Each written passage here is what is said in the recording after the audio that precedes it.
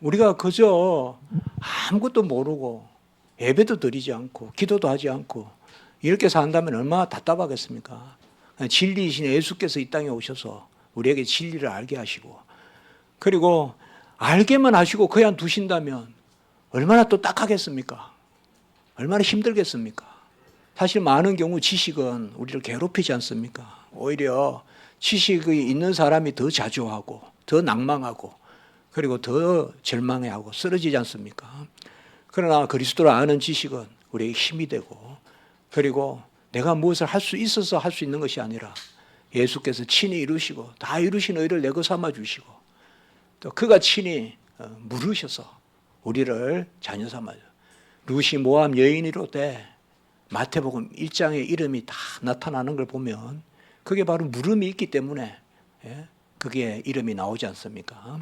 그런 것을 생각합니다. 이제 39페이지에 보시면 다 이루신 것을 우리의 것으로 삼아 주신다. 이게 이제 전가해 주신다라고 하는데요. 전가라는 말이 세상에서는 거의 좀 부정적으로 쓰이죠. 그렇지 않습니까? 책임 전가하지 마라 이렇게 하는데 이 단어 자체는 나쁜 뜻은 아닙니다. 그래서 전할 전자 전할 가짜인데 전가라는 말을 우리가 신화에서 씁니다. 그래서 전가라는 말,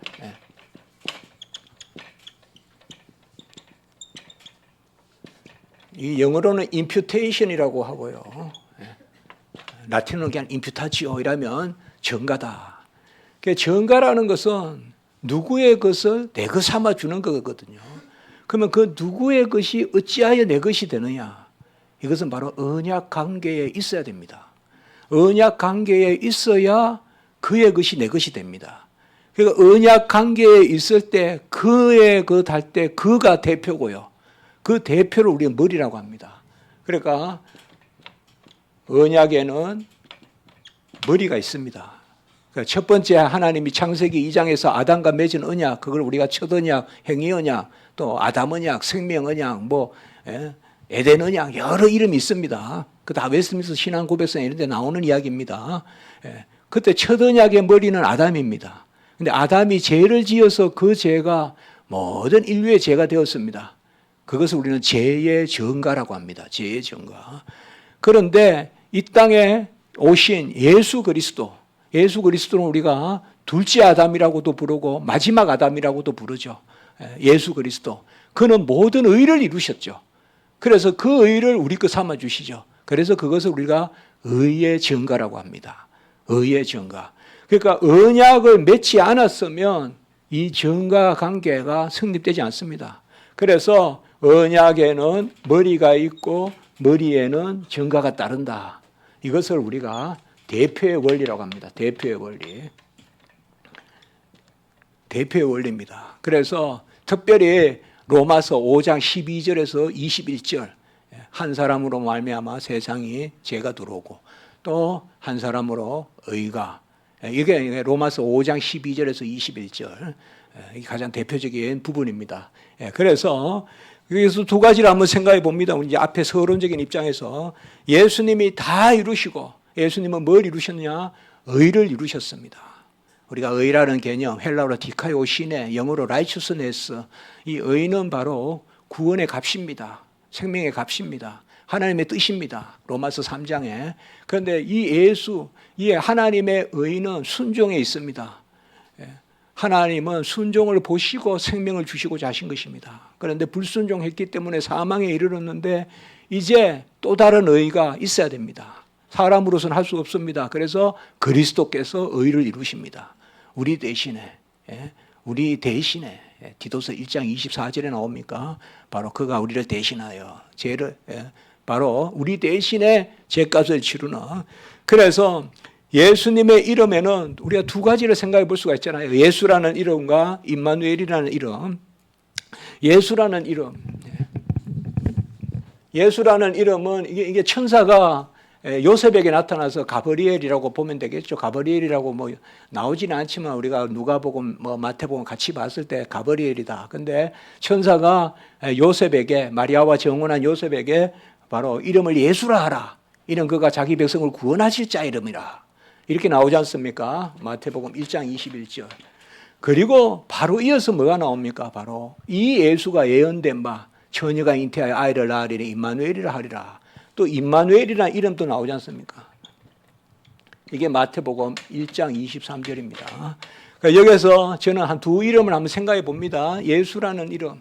이 예수라는 이름은 자기 백성을 구원하실 자 이름이라. 이것은 다 이루심이다.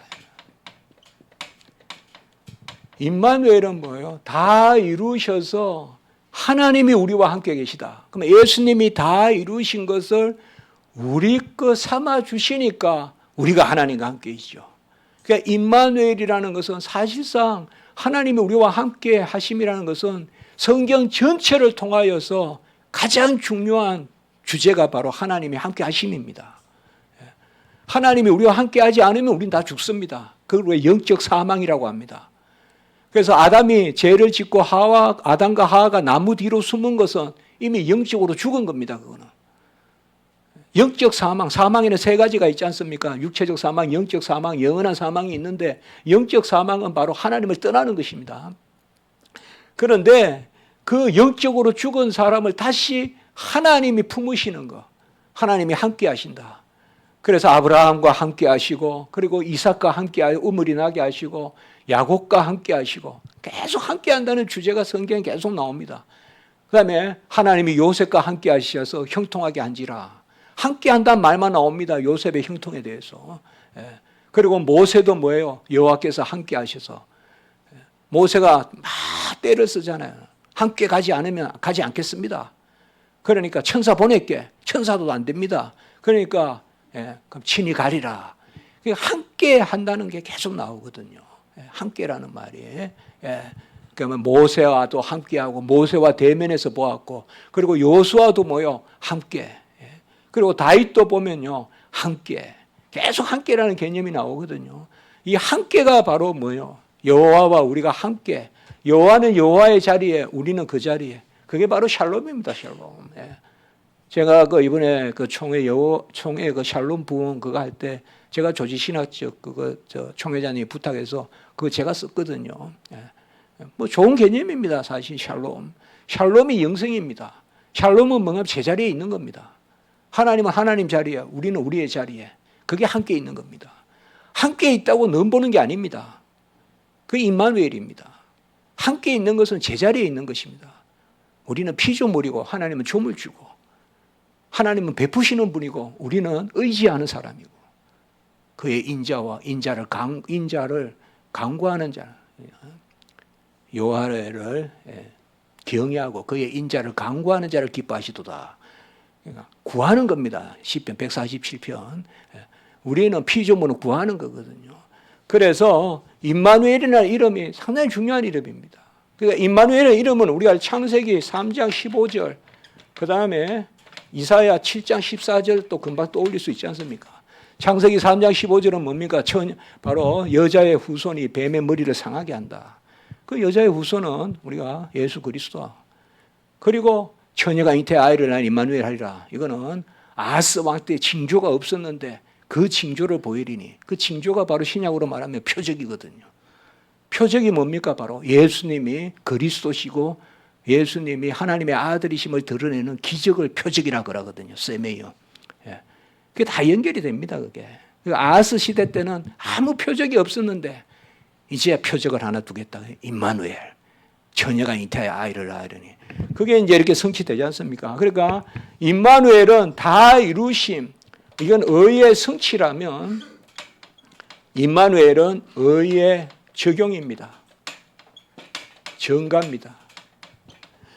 그러니까 예수라는 두 이름, 예수와 임마누엘이라는 이름이 있다면 예수라는 이름은 다 이루심, 임마누엘이라는 이름은 그 다 이루신 의를 우리 거 삼아 주심. 그러니까 다 이루신 의를 우리 거 삼아 주심, 의의 정가. 그러면 어떻게 의가 우리에게 전가됩니까? 의의 전가 방식은 예수 그리스도의 의를 우리 거 삼아 주시는 방식은 보혜사 성령의 임재입니다.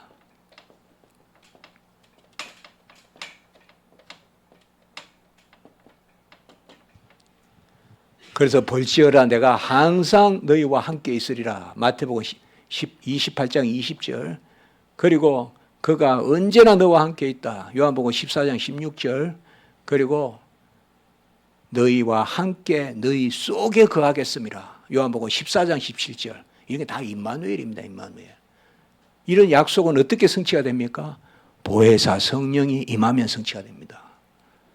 그 예수님께서 죽으시던 밤에 마가 다락방에서 요한복음 14장에서 16장까지 마가 다락방 강화의 주제가 바로 보내실 보혜사 성령에 관한 것입니다. 요한복음 14장에서 16장까지는 보혜사 성령의 주제입니다. 거기에 특별히 15장의 포도나무와 가지 이런 비유는 전부 다 임마누엘을 뜻하는 것입니다. 보혜사 성령이 임하면 우리와 함께 계실 뿐만 아니라 우리 속에 계하신다. With us, within us. 우리와 함께 계시고 우리 속에 거하신다. 이게 신약 시대거든요. 요한복음 14장 17절. 너희와 함께 너희 속에 거하겠습니다. 이게 임마누엘입니다. 그러니까 보혜사 성령의 임재로 의가 증가되면 그리스도가 내 안에 살죠. 이제는 내가 사는 것이 아니라 갈라디아 2장 20절. 그 예수라는 이름은 이 두 이름은 예수라는 이름은 다 이루시면 자기 자신을 드리시는 겁니다. 제물로. 드리심입니다. 자기 자신을 위로 드리시는 거. 이게 제사장 직분입니다. 제사장 직분. 제사장 직분은 방향이 중요합니다. 아래 백성을 대신해서 하나님께 올려드리는 게 제사장 직분입니다. 선지자 직분은 하나님 것을 내려 전하는 것이 선지자 직분입니다. 방향이 중요합니다. 우리가 목사님이 우리 성도님들을 위해서 기도하고 또 구약시대 제사장이 기도하고 그 제사장 직분은 뭐예요? 백성들을 대신해서 기도하고 제물 드리는 거. 이 제사장의 2대 직분이 바로 제사 드리는 것과 기도하는 거거든요. 이게 제사장의 2대 직분이고 오늘날로 말하면 예배 드리는 것과 기도하는 것. 이게 제사장의 2대 직분이거든요. 그러니까 예수라는 이름은 제사장에 해당하는 이름입니다. 자기 자신을 드리는 겁니다. 아버지께. 제물로 올려드리는 겁니다. 그래서 이제 그 제물이 아버지가 기뻐하시는 제물로 받아들여졌습니다. 대속의 제물로 받아들이셔서 그 값을 우리 것 삼아 주셔서 예수 그리스도를 우리 것 삼아 주십니다. 예수 자신을 우리에게 주심입니다. 주심은 이것이 바로 왕직입니다. 내일쯤 우리가 다룰 겁니다. 왕직은 주시는 게 왕입니다. 만물을 다스리시죠. 하나님이 어떻게 다스리십니까? 비 주고 양분 주고 수분 주고 양분 주고 우리를 다스립니다. 어떻게 다스리시죠? 은사 주시고 은혜 주시고 하나님의 통치 방식은 주시는 것입니다. 자, 그러면 하나님이 자기 자신을 주시는 방식이 바로 예수님을 주시는 겁니다. 우리에게. 그래서 예수와 우리가 하나 되게 하시는 것입니다. 그게 임마누엘입니다. 그게 왕직입니다. 우리가 목회하면서 성도를 다스린다라는 개념이 있으려면 성도에게 우리 자신을 드려야 됩니다. 드려야 카리스마가 생기는 거죠. 우리 자신을 주지 않고 명령만 하고 혼만 내고 그러면 안 되겠죠. 그게 똑같습니다. 예수님이 우리를 다스리는 방식은 주시는 것입니다. 무엇을 주십니까? 자신을 주십니다. 자신을 주시기까지 하십니다. 그게 바로 왕직입니다. 그래서 여기서 아주 중요한 개념입니다. 예수라는 이름은 제사장직에 관계되는 이름이요. 임마누엘이라는 이름은 왕직에 관계되는 이름입니다. 예수님이 우리와 함께 하시는 방식은 뭐예요? 보혜사 성령이 임해야 됩니다. 그래서 보혜사 성령을 받으라. 떠나지 마라. 기다리라. 보혜사 성령이 임하면 주 내 안에 사시네. 이제는 내가 사는 것이 아니라 내 안에 그리스도가 사시네. 임마누엘입니다. 이제. 보혜사 성령이 임하여 그리스도가 내 안에 사심이 하나님이 나와 함께 계심의 방식입니다. 이걸 마가 다락방에서 아까 말씀드렸듯이 너희와 함께 너희 속에 거하겠습니다. 요한복음 14장 17절에 약속하신 것입니다. 여기에서 우리는 뭐예요? 예수라는 이름과 임마누엘이라는 이름, 곧 이 이름 두 가지가 제사장 왕 직분을 이야기한다. 멜기세덱 반차다 이 말이에요. 예수님은 멜기세덱 반차다 이 말이에요. 멜기세덱의 살렘 왕이면서도 아브라함을 축복한 제사장이었지 않습니까? 11조로 받고. 그래서 예수님은 왕 제사장 혹은 제사장 왕. 그런데 예수님은 제사장이시면서 또 멜기세덱과는 달리 친히 제물이 되셨죠. 이렇게까지 쓰면 우리 예수님에 대한 가장 중요한 부분들입니다. 이게 예수님은 왕 제사장이고 제사장이자 제물이시고, 제사장과 제물의 이 경험을 다 했던 사람은 이삭밖에 없습니다. 이삭밖에. 구약시대 때 이삭은 제사장 경험도 했고 제물 경험도 했습니다. 친히 누워서 칼을 받았습니다. 천사가 안 막았으면 죽었습니다. 이삭도 이미 받았습니다. 도끼가 내려치면 스스로 해도 벌써 도끼는 떨어집니다. 아브라함이 칼을 쳤습니다. 벌써 천사가 안 막았으면 죽었습니다. 이삭도 제목은 있는데 제물은 어디 있습니까? 물을 정도로 다 이미 장성했을 때입니다. 이삭은 뭐요? 자기 자신을 드렸어요. 이삭은 한급히 안 말려고 여호와 이레의 역사가 없었으면 죽었어요. 자기 자신을 드렸어요. 창세기에. 그리고 뭐요? 나중에 브엘세바에 단을 쌌잖아요. 가는 곳마다 우물이 나오고 브엘세바에 단을 쌌다. 저 제사장 역할을 하지 않습니까? 그래서 우리가 이것으로부터 제가 이제 서론적인 입장을 한번 풀어가 보려고 하는 겁니다. 그래서 이 책에서 지금 이제 서론입니다. 예수라는 이름과 임마누엘이라는 이름. 그래서 그 밑에 보시면 39페이지에 예수는 모든 의를 이루심으로, 예수는 들이심, 임마누엘은 주심. 앞으로 왕직이다 이러면 주심입니다, 여러분들. 왕이다, 다스림의 방식은 주심입니다. 이게 칼빈입니다. 이게 개혁신앙입니다. 하나님이 만물을 다스리시고 우리를 다스리는 방식은 주심입니다. 그 예수님이 자기 자신을 우리에게 주시려고 자기 자신을 드리셨습니다. 그래서 제자들은 그리 마옵소서라고 해도 내가 떠나가는 것은 유익인 것은 또 다른 보혜사를 내려주기 위함이다. 요한복음 16장 7절에 이야기했습니다. 그게 무슨 말입니까? 예수님이 죽고 부활하시고 성천하시고 보호자 우편에 올라가셔야 영을 내려주시고 아버지가 약속하신 것을 부어주셨느니라. 사도행전 2장 33절. 영을 부어주시고 그 영을 받아야 하나님이 우리와 함께 하십니다. 임마누엘. 그게 예수 그리스도가 우리와 연합하는 것이 우리가 하나님과 연합하는 방식입니다. 그래서 우리는 신비주의가 아닙니다. 예수와 연합이 없이 하나님과 연합한다 그러면 그건 신비주의입니다. 그래서 우리는 그리스도와 연합을 이야기합니다. 하나님과의 연합이 아니라. 이게 다 신학입니다. 신학. 그리스도와의 연합.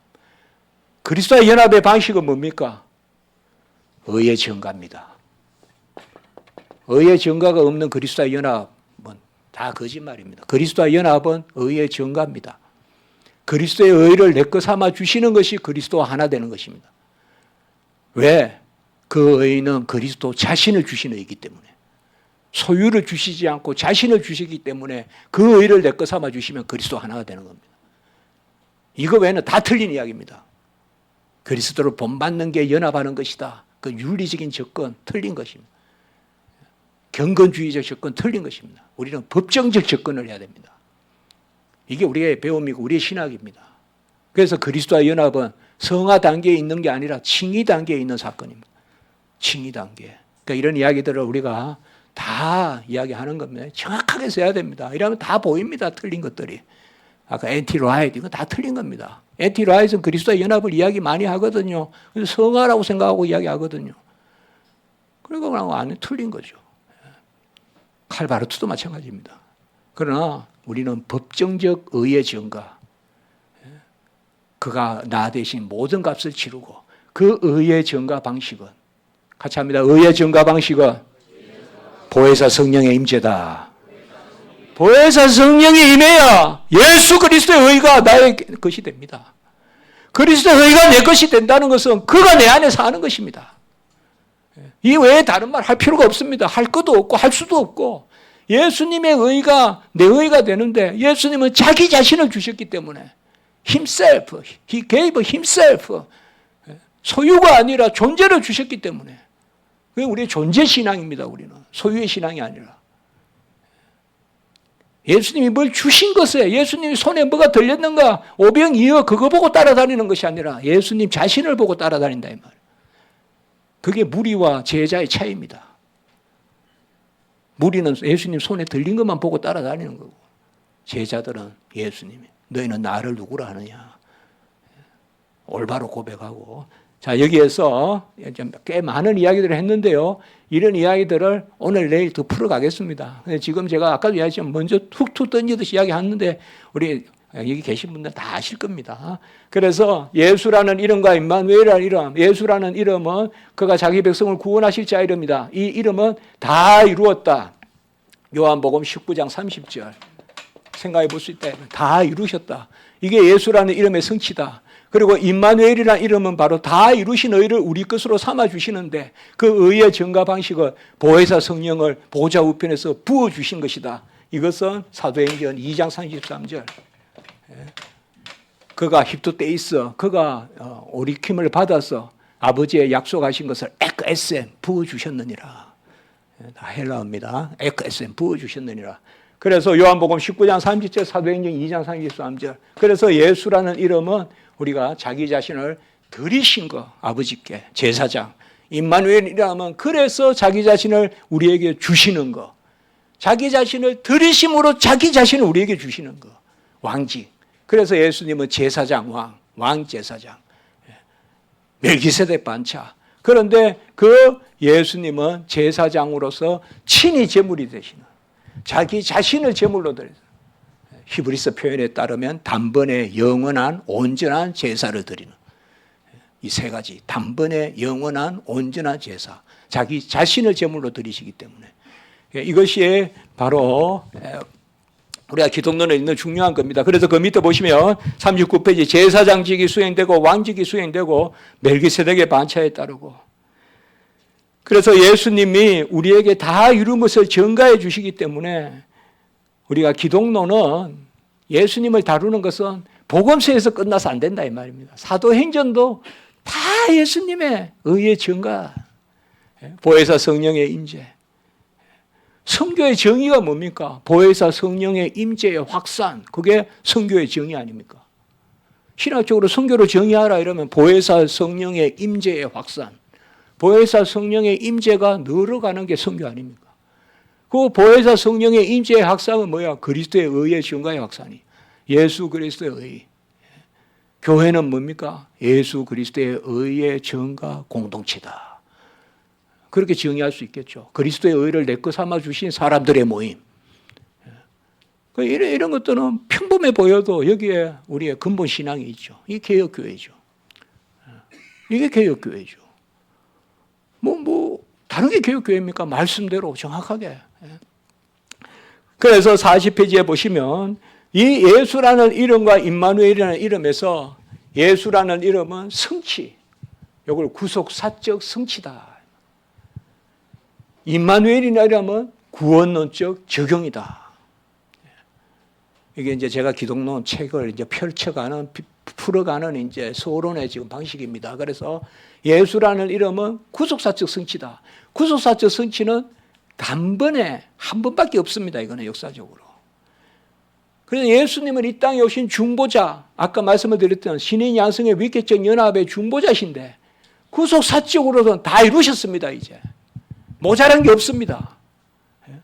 예수는 3년 공생애를 했으니까 나머지 47년은 자기가 자기인지 뭔지 한다고. 그게 안상홍이 안상홍. 예수님은 다 이루었습니다. 구속사적 성취. 그러면 구속사적 성취로서는 중보가 끝났습니다. 그러면 더 이상 중보자가 아니시냐? 아닙니다. 다 이루신 것을 우리에게 중보해 주십니다.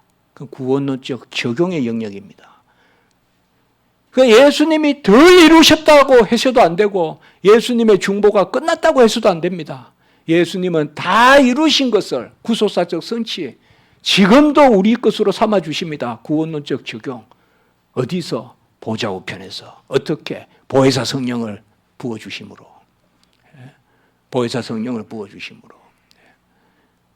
그래서 그리스도의 중보는 영원하다. 이렇게 이야기하는 것입니다. 그리스도의 중보는 영원하고 그의 나라도 영원하다. 이 교리가 나오는 겁니다. 그래서 우리가 구속 사적 관점과 구원론적 관점을 잘 구별해야 됩니다.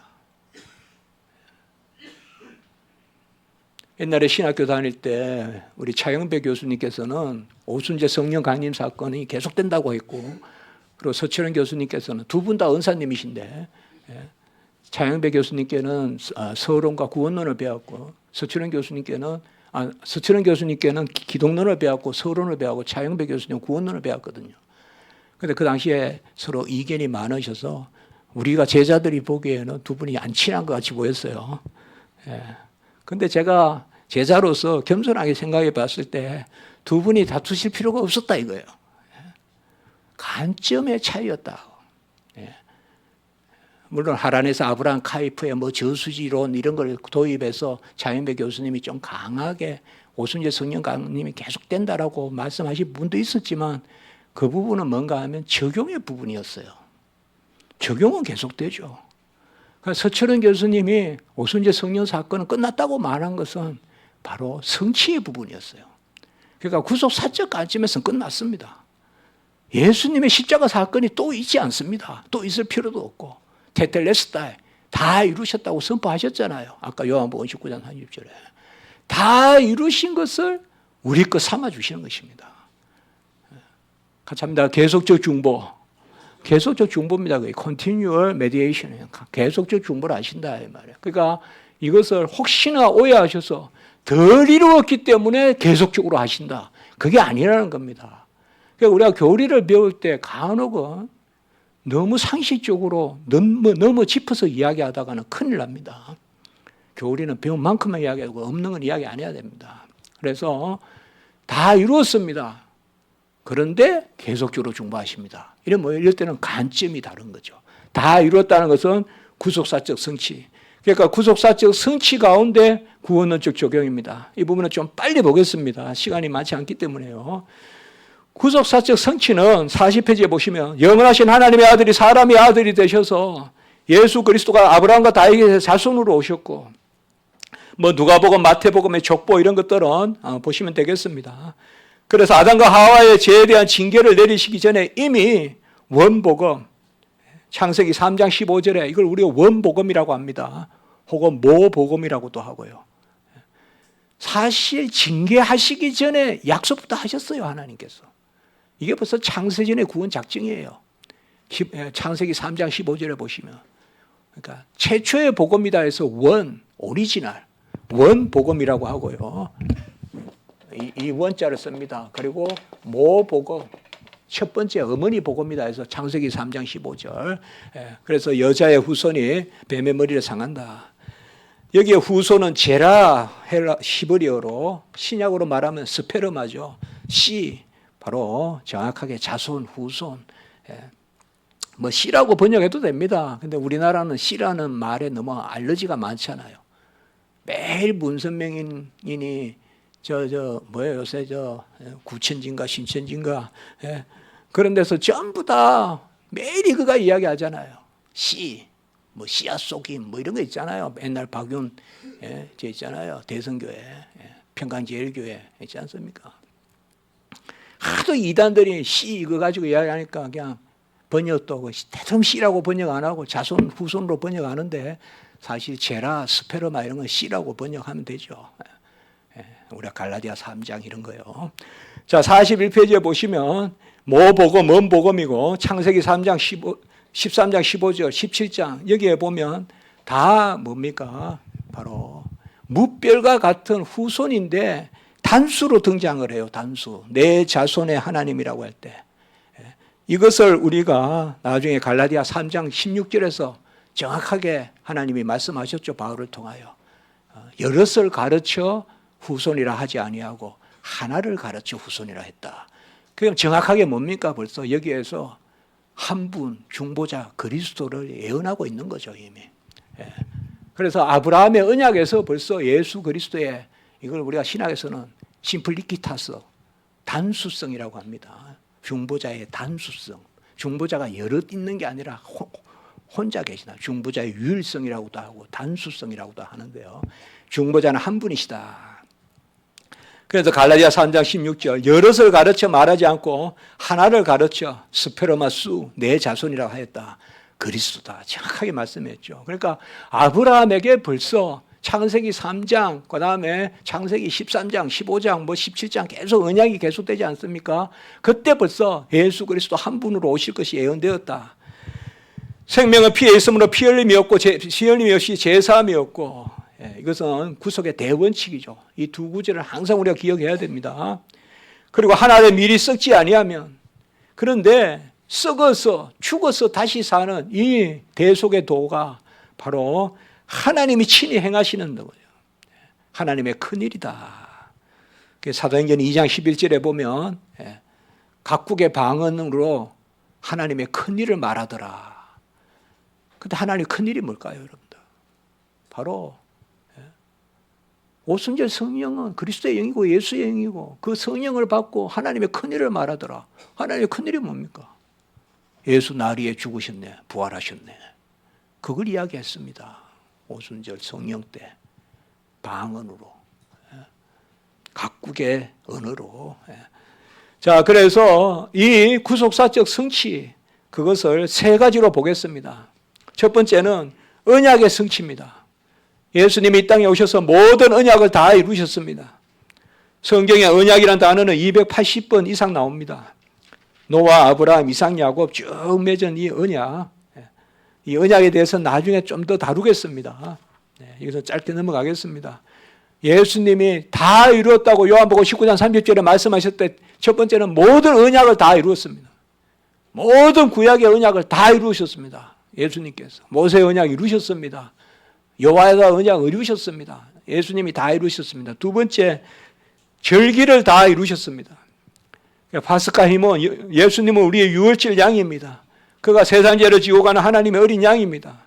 그래서 유월절을 이루시고, 그리고 그 밑에 예수님이 우리의 열매십니다. 첫 열매십니다. 그래서 오순절, 칠칠절, 맥추절 다 이루셨습니다. 그리고 마지막에 우리를 영원히 그 가운데, 그의 장막 가운데 거하게 하시죠. 이 촛불이 수잔절, 초막절, 장막절이 같은 말이지 않습니까? 이 종말론적 의미를 갖거든요. 그래서 특별히 여러분들 스가랴 14장 기억해야 됩니다. 항상 마지막에 이방인들이 장막절을 지키러, 수장절을 지키러 예루살렘에 올라오리라. 이게 스가랴 14장이지 않습니까? 이 종말론적 의미가 있습니다. 이게 다 이루었습니다, 주님께서. 그래서 언약을 다 이루시고, 구약에 280번 이상 나오는 언약이란 말을 다 이루시고, 언약 다 이루시고, 절기도 예수님이 다 이루시고. 제사는 어떠합니까? 43페이지에. 저도 신학교 다닐 때 보면 예수님의 십자가 제사는 무슨 성격이냐? 속죄제냐? 속건제냐? 뭐 매일 이렇게 했는데 그렇게 할 필요가 없습니다. 모든 제사를 다 이루셨습니다. 예수님이 모든 제사를 다 이루셨습니다. 구약의 절기에는 항상 제사가 있고요. 바로 예수님께서 단번에 영원히, 그래서 친히 이제 손으로 지은 성소가 아니라 하늘 성소, 참 성소에 들어가시는데 바로 예수님께서 자기 자신을 주심으로, 자기 자신을 드리심으로, 그 둘째 문단 자기 자신을 헤아우톤. 우리가 성경을 읽을 때 이 자신이라는 단어, 제기대명사 항상 기억해야 됩니다. 그가 자기 자신을 향기로운 제물과 희생제물을 드렸다. 에베소 5장 2절, 갈라디아 1장 4절은 자기 몸을 드렸다고 우리가 해석되어 있습니다. 디모데전서 2장 6절, 자기를 대속물로 드리심이라.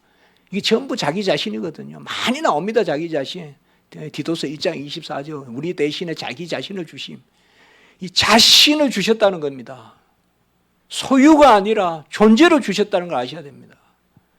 하나님이 하나님을 주시는 방식의 아들을 주신 것입니다. 삼위일체시니까. 아버지가 아버지를 주신 겁니다. 사실 우리에게. 어떻게? 아들을 주심으로. 성부, 성자, 성령은 한 분이시기 때문에. 그래서 자신을 주셨다는 존재의 신앙. 그래서 항상 기뻐하고 쉬지 않고 기도하고 범사에 감사하는 거죠. 항상 쉬지 않고 범사, 이거는 소유의 영역이 아닙니다. 존재의 영역입니다. 아멘. 존재로 기뻐해야 항상 기뻐하고 범사에 감사하고 쉬지 않고 기도하지. 소유로 어떻게 우리가 감사하고 기뻐합니까? 항상. 점심 때 벌써 밥이 맛없다고 그럴 텐데. 아이고 오늘같이 비 오는 날은 좀 뭐 부침개가 없냐 또 이럴 텐데. 그 소유적 신앙이고요. 소망 없음이 소망이 됩니다. 이래야 이게 존재의 신앙이에요. 하나님의 자녀됨이 소망이에요. 아침에 일어나면 자녀됨이 소망이죠. 그러나 무슨 스케줄이 소망이 아니라 예수님께서 자기 자신을 다 주셨습니다. 제물로 삼아서 단번에 영원한 온전한 이런 것들 단번에 영원한 제사를 온전한 제물로 드리셨다. 이 단번에 영원한이라는 말이 히브리서에 가장 많이 나오고 베드로서에도 나옵니다. 단번에 주셨다. 그리고 제사의 모든 제사를 다 이루어 감사제, 속건제, 속죄제, 화목제 다 번제. 번제는 뭐예요? 자신을 주시는 게 번제 아닙니까? 전부를 태워서 드리는 화제로 드리지 않습니까? 번제. 그리고 제사의 성격도 매달려서 드렸죠. 저주에 달린 자마다 저주받았다 했지 않습니까? 신명기에 나오지 않습니까? 거제로 드렸죠. 나무에 달려서. 온몸을 떨면서 드렸죠. 요제로 드렸죠. 흔들면서. 십자가는 먼 데서 봐도 벌 뜹니다. 모든 뼈가 그냥 서로가 뼈가 뼈를 그냥 갉아먹습니다. 하도 떨어서. 이는 잇몸을 파고 들어갑니다. 요제입니다, 요제. 그리고 소제로 드렸죠. 빻아서 드린 거죠. 무슨 못이 그냥 쑥쑥 잘 들어가겠습니까? 둔타가 못을 쿵쿵 박으니 살을 찢는 거죠. 빻는 거죠. 소제로 드렸죠. 전제로 드렸죠. 피와 물을 쏟아서 드렸죠. 모든 제사를 다 드렸죠. 전체 자기 자신을 드렸죠. 아까 말씀드린 번제로 드렸죠. 그러니까 예수님께서 이 땅에 오셔서 모든 제사를 다 이루셨다. 아멘! 예수님이 모든 제사를 다 이루셨다. 모든 절기 다 이루셨다. 모든 언약 다 이루셨다. 그게 구속사적 성취다. 다 이루었다. 이미 눈이 뒤집히고 이미 목소리가 나오지 않는 정말 목불인견의 그 상황에서 혀는 이미 천장에 붙고 그때 예수님께서 한 말씀 하신 거예요. 절규하시고 선포하신 거예요. 다 이루었다. 그리고 영원히 떠나가시니라. 이 십자가입니다. 다 이루셨다. 모든 제사 제물 다 이루시고요.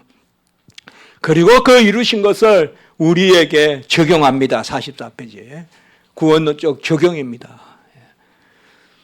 구원론적 적용은 구속사적 성취는 단번에 다 이루어졌습니다. 구원론적 적용은 이제 그 다 이루신 의를 우리 거 삼아주시는 의의 전가 방식은 바로 보혜사 성령의 임재죠. 그러니까 외우려고 외우는 게 아니라 의의 전가 방식은 보혜사 성령의 임재. 보혜사 성령이 임하여야 그의 의가 내 의가 되죠. 성령이 임하지 않으면 우리 깃털 하나도 못 바꿉니다. 그러나 성령이 임하면 우리 자신 전체가 변합니다. 보혜사 성령의 임재로. 그러니까 구원론적 적용은 다 이루신 의를 우리 거 삼아 주심. 그래서 보혜사 성령인데 보혜사 성령은 첫 번째로 보혜사 성령에 대해서 이제 저에게 우리 학생들이 교수님 성령에 대한 것은 사도행전 그러면 이렇게 이야기합니다. 사도행전은 성령의 역사고 성령은 누구신가에 대해서 가장 잘 읽을 수 있는 것은 요한복음 14장에서 16장이다. 예수님 성경은 항상 먼저 말씀해 주신다. 이사야 53장에서 예수님이 당할 순환을 미리 말씀해 주시듯이 아까 임마누엘 미리 말씀해 주시듯이 그럼 보혜사 성령의 임재는 언제 말씀해 주셨냐? 주께서 잡히시던 밤에 마가 다락방에서 알려주십니다. 그러니까 요한복음 14장, 15장, 16장의 주제가 바로 보혜사 성령입니다. 그리고 나중에 예수님께서 승천하실 때도 약속한 것을 기다려라. 그 약속이 뭐냐 하면 마가 다락방에서 약속한 겁니다.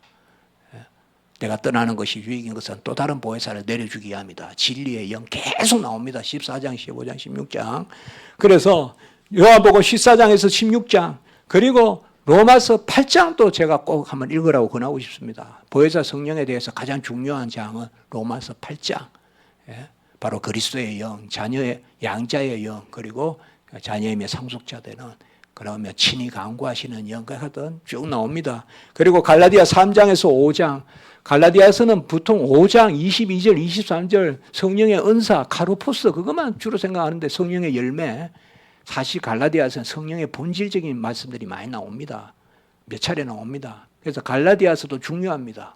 갈라디아서가 상당히 중요합니다. 모든 성경이 다 중요하지만 갈라디아서 3장, 5장 이런 부분 보시면 됩니다. 자, 먼저 보혜사 성령은 빨리 보겠습니다. 임마누엘의 영입니다.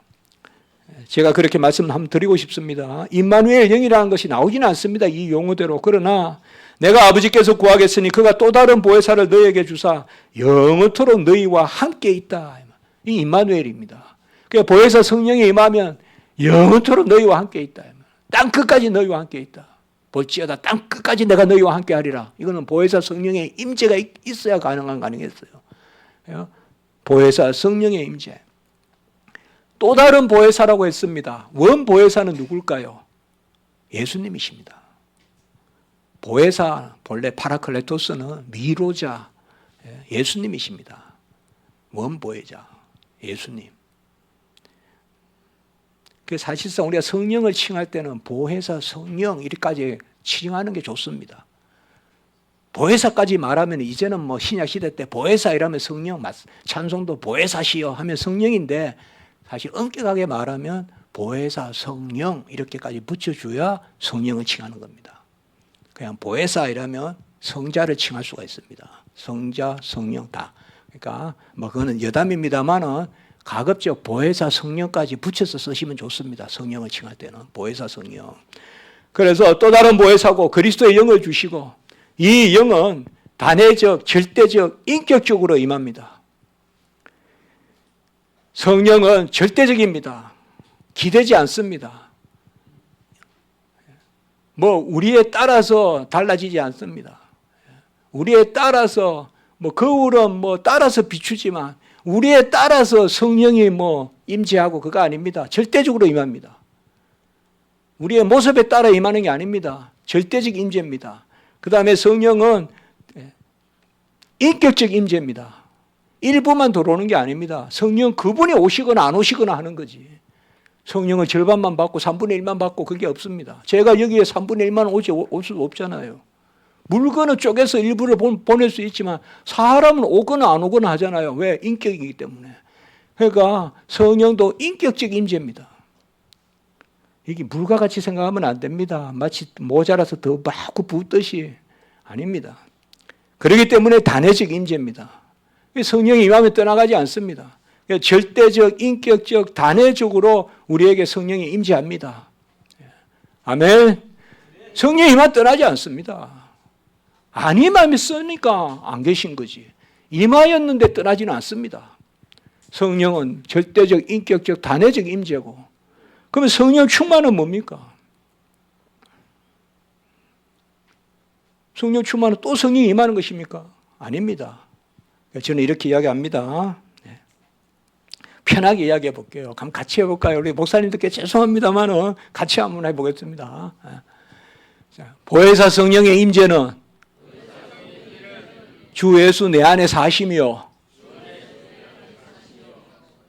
보혜사 성령의 충만은 주 예수 내 안에 마음껏 사심이다. 이건 아주 편하게 표현해 본 겁니다. 내 안에 임하는 성령이 마음껏 사시는 게 성령 충만입니다. 그럼 어떻게 해야 마음껏 살까요? 말씀, 기도, 회개.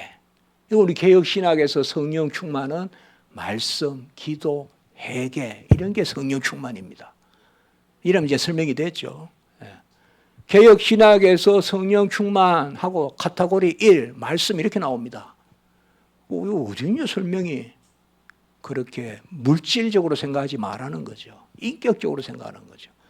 그리고 성도의 견인은 믿는데 성령은 마치 임했다가 떠나가듯이 이야기하면 되겠습니까?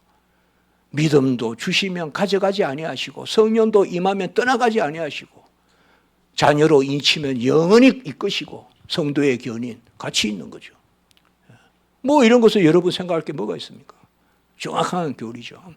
그래서 보혜사 성령은 한 번 인하면 떠나가지 아니하고 45페이지의 둘째 문단에 너희와 함께 거하시며 너희 속에 계시겠습니다. 제가 이 말씀에 주목합니다. 파리민 애니민, 헬라어로 파라라는 말은 함께, with, 엘이라는 말은 안에, with, in 혹은 with, in 합해서 within, 안에 있다. 보혜사 성령이 너희와 함께 계시겠으며 너희 속에 거하겠습니다. 이 땅에 육체로 오신 예수 그리스도가 제자들과 함께 있을 때도 그때도 예수님은 함께만 계셨지 그들 속에는 계시지 않았습니다. 그래서 풍랑이 일 때 찾아야 돼요. 예수가 어디 계신지. 그러나 이제 우리는 예수님을 바깥에서 찾을 필요가 없어요. 우리 안에 계시기 때문에.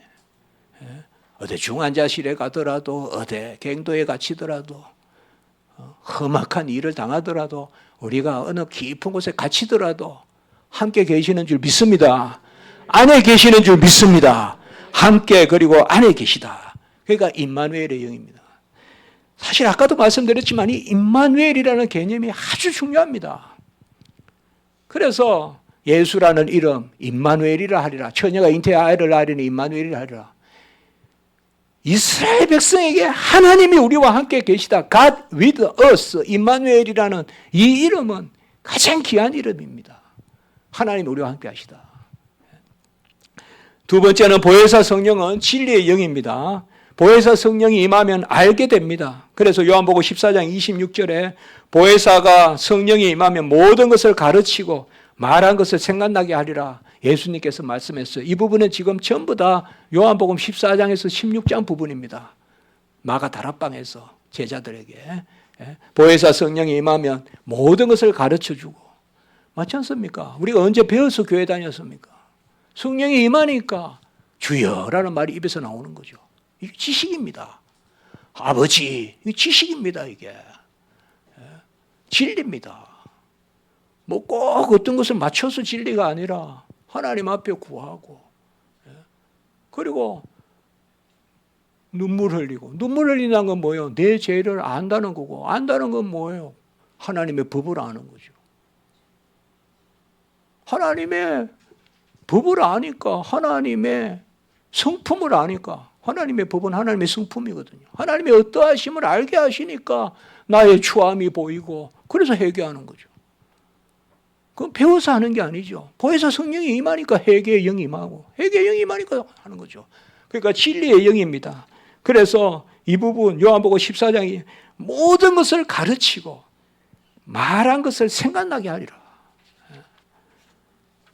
우리는 십자가에 가본 적이 없습니다. 그러나 갈라디아 3장 1절에 뭐요? 그리스도가 십자가에 못 박힌 것이 밝히 보이거늘 누가 너희를 깨드냐.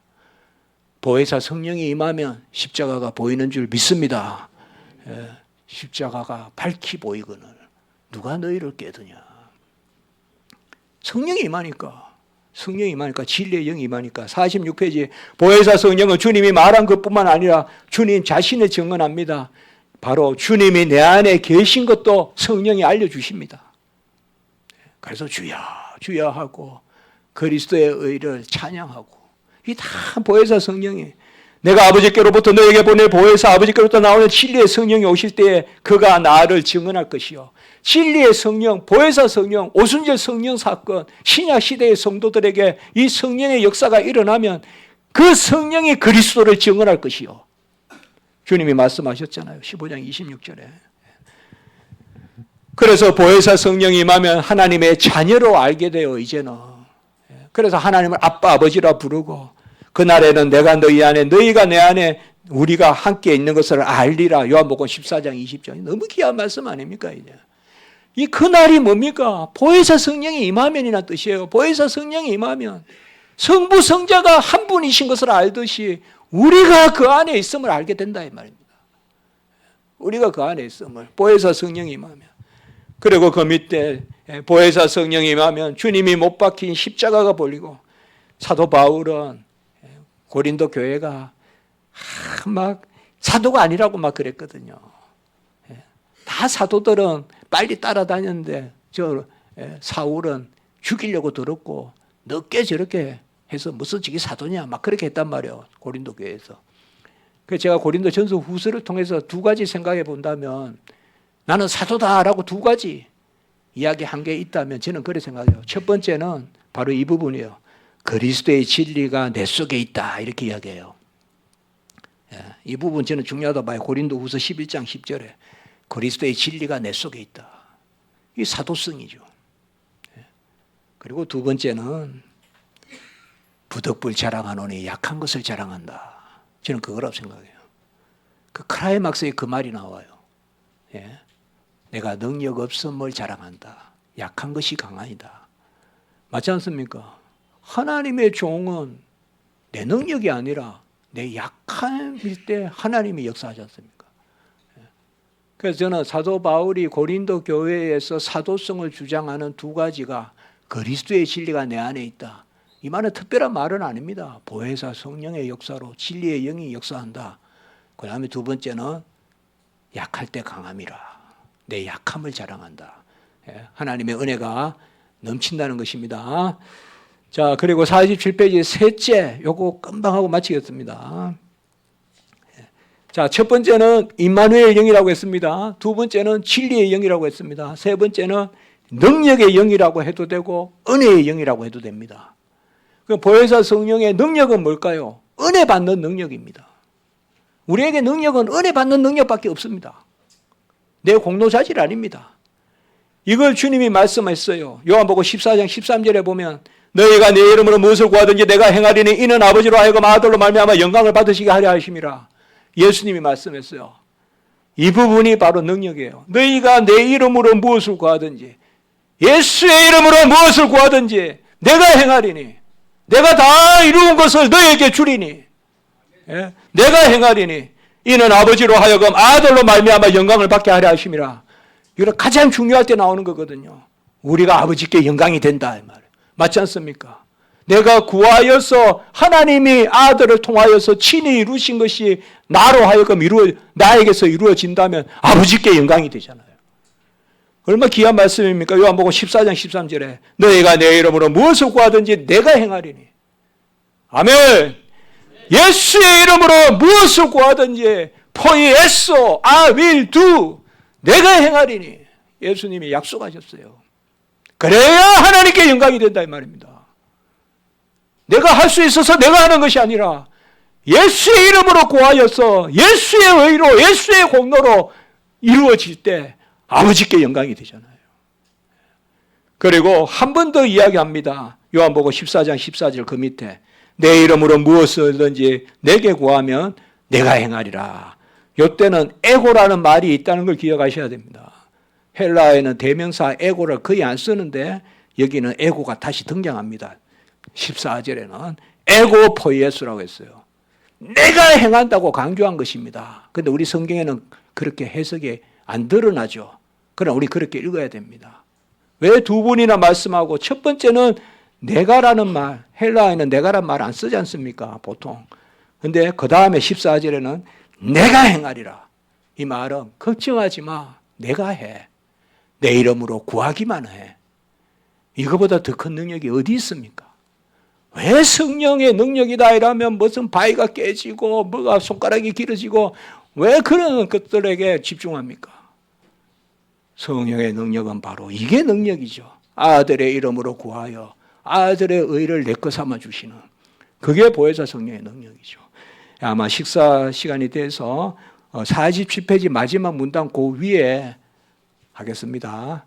식사하고 오후에 또 여러분들 만나겠습니다. 감사합니다.